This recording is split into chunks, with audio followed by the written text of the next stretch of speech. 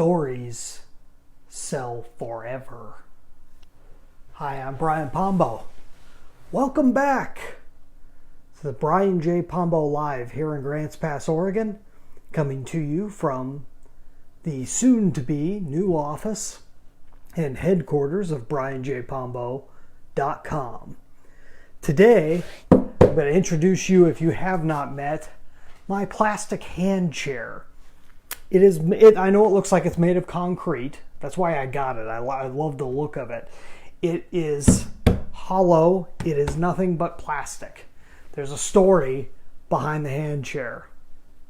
I was living in Chico, California, going to college there, and my father came to town one day and just to come and visit me. We went out and about just kind of looking at stuff. We ended up in this antique shop in downtown Chico.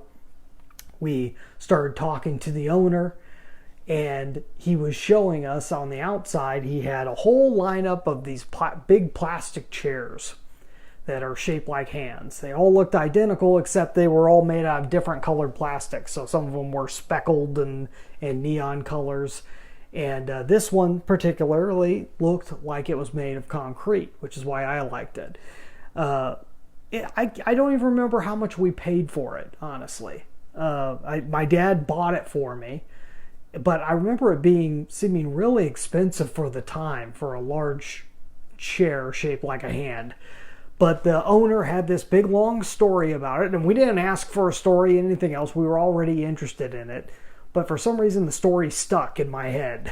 And the story was that this hand chair, these were the last of the molds that he had made, that he had these hand chairs made out of. He originally had these, he was the inventor of this mold.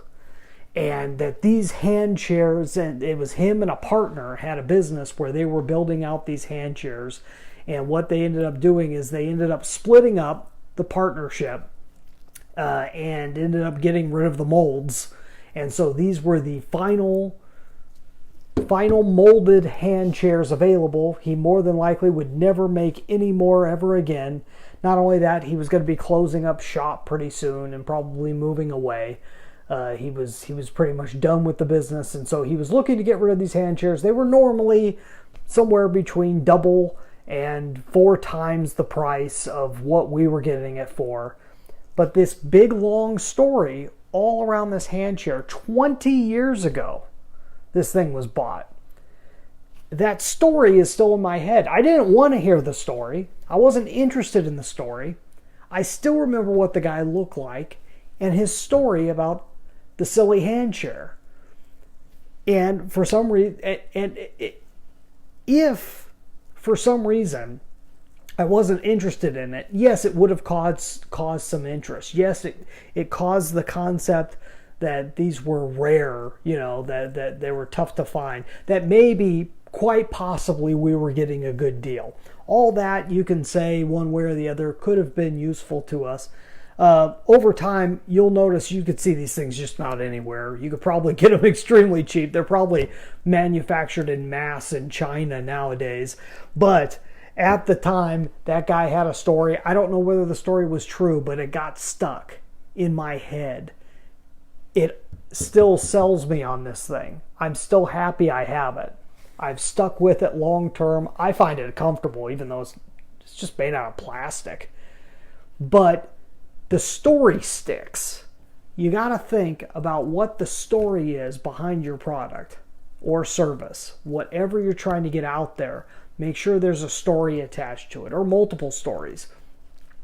If you want to follow up more on this concept, one of the best books out there that I've seen on this so far, I've got a load of books that I haven't even read yet that I know talk about this, but this latest one I got an audio book on, and it's called Story Selling. It's by Nick Nanton. There may also be another author with it. I apologize for not bringing it up right away because I haven't been looking at a physical book. I've been listening to it being read, and it's only being read by one narrator. So I know Nick Nanton was the one on the commercial that sold the audiobook that I bought. And the whole book is all about how to use stories in business, in your advertising, in your marketing, in your ability to sell what you have going, and how example after example after example throughout history, how stories have been able to sell things. I mean, if you think about it, all the way from Jesus to just about any major character person throughout time that has stood out, told stories to get their point across. There's a reason why. It unlocks something in the brain and allows people to be able to attach on to an idea or concept. So keep in mind the story. Don't forget about it. Tomorrow I am going to be on the road, in the air. Who knows where you'll find me and what we'll be talking about. I think I'll be telling you a little bit about a piece of mail that I received and how it can help you with your marketing and advertising. So we'll talk about that tomorrow. Y'all get out there. Let the magic happen. Don't forget about dreambizchat.com. The link is in the description. If you are a business owner or an executive that's in the self-reliance field, go to dreambizchat.com. Dreambizchat.com. Link is in the description. Go and check it out. Let me know what you think. Y'all have a great night. Get out there and let the magic happen.